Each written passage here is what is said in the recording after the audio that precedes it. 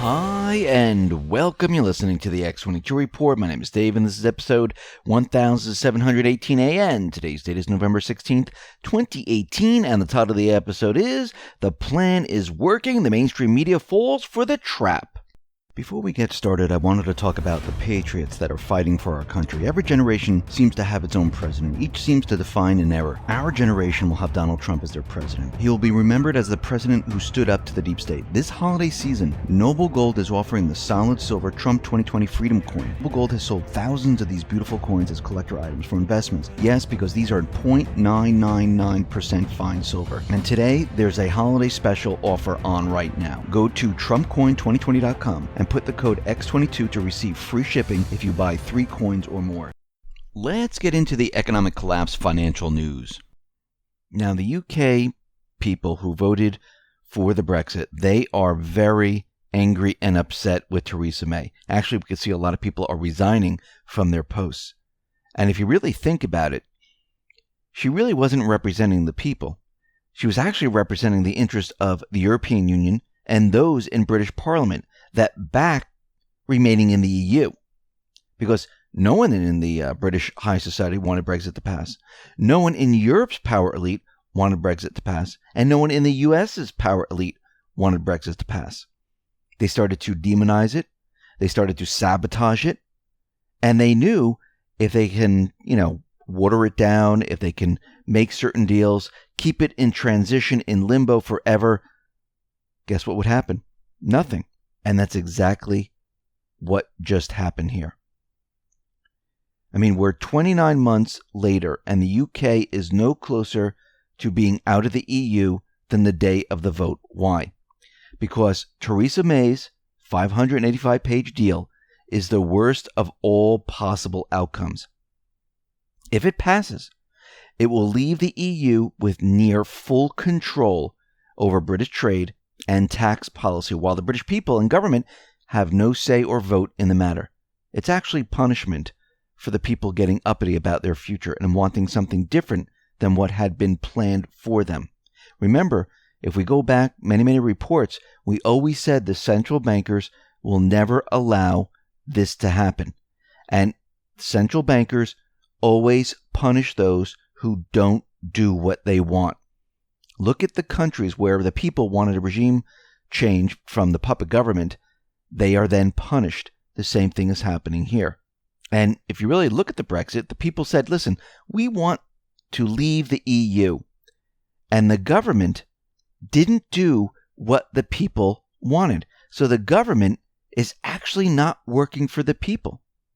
I mean, May has tried to run out the clock and scare everyone into accepting a deal that is worse than the situation pre-Brexit, because somehow a terrible deal is better than no deal. But that's the opposite of the truth. The biggest takeaway from this Brexit fiasco is that even more people will check out of the political system, and the people will wake up and start to realize, well, their government is not working for them. Now, we know the central bankers, they need control and control over everything. If they don't have control and continually put countries into debt, they lose power. And this will be the biggest fight that we'll ever see when the patriots, the rest of the countries, go up against the central bank and we try to remove it. And the central bank just doesn't sit back and allow this to happen. They will fight back with everything they have. They will make it seem like that they're the victim of all of this. And they will use underhanded methods in trying to keep their power. And what I mean by that is like events, war, and other things like that. But what is happening here throughout the entire world, their system, it is falling apart right now. If we look at the United States right now, total household debt hit a new record high, rising by $219 billion. So we're at $13.5 trillion in the third quarter of 2018. Now, this is coming from the Fed's latest household debt report. Remember, their whole business revolves around debt. They brainwash into us thinking that debt is fantastic. It's a great thing. This is the 17th consecutive quarter with an increase in household debt. And the total is now $837 billion higher than the previous peak of $12.68 trillion from the third quarter of 2008. So the people, since the Great Recession, have put on a lot more debt, which is not a good thing. And we're seeing delinquencies hit a 6-year high right now, which means as they take on more debt, it's getting harder and harder to pay back the loans they take out, the credit card loans they take out, the mortgages, the auto loans, the student loans, you name it. Now remember, as the central bank system dies, what happens here?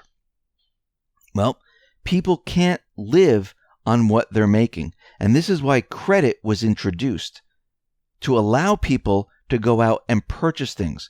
If you took away all the credit cards, all the student loans, all the auto loans, and just had people try to survive on what they earned, the population would not be able to do it. Yes, you would have certain 1% or the certain 2% would be able to get by. But when you look at the bulk of people that are running the country, that fuel the country, they wouldn't be able to survive. They wouldn't be able to buy food. They wouldn't be able to have these cars. They wouldn't be able to live in the house. They wouldn't be able to do any of this because everything is too expensive and the value of the dollar continually decreases. This is why they had to introduce auto loans. I mean, think about it. When the cars first came out, it was cash. Then it was financing. Then they extended financing. Then they had to go into leasing. Now it's like, rent the time that you need the car, and the other time you don't have to pay for it. Someone else will rent it. All this came into being is because the entire system breaks down, but they try to hide it. Same thing with food and other products. They shrink packages. They substitute ingredients.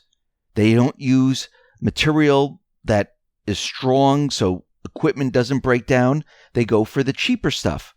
And that's what we've been seeing. We see industrial production. That has slowed right now. And it slowed once again in October. And it is really going absolutely nowhere. It is declining very rapidly at this point. Now, what's very interesting is that we've been talking about how Trump has been using reverse psychology on the mainstream media, on the deep state, on the central bank. And we know that, and I think that Powell is actually working with him, because I think Trump put a person in there that would do exactly what he wanted him to do, and that is raise interest rates. Now, in the beginning, the mainstream media was out there and they were applauding the Fed.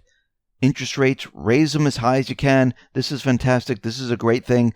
Keep going. Keep going. And the reason they were applauding this is because they thought they had the upper hand. They thought, okay, great. The Fed is in control. The deep state is in control. We're going to be going to war. They'll crash the economy. We'll blame it on the war.